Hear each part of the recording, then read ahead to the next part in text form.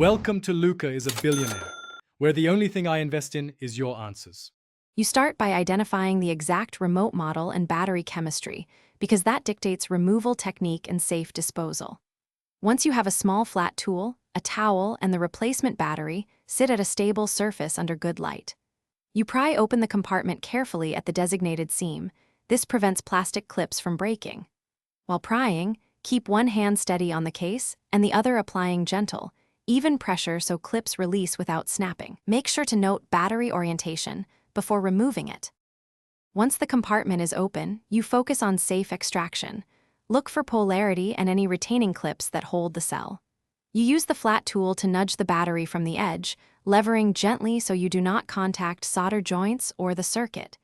If a retaining clip resists, apply slight bending pressure to the clip, not the board, because bending the board can break traces. If the cell is corroded, wear gloves and clean contacts with isopropyl before installing the new battery.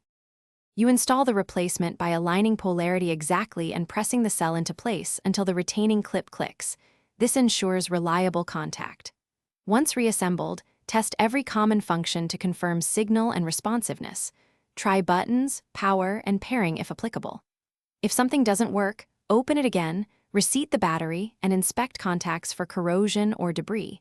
Cleaning with isopropyl often fixes poor contact. Make sure the case is fully snapped to avoid intermittent.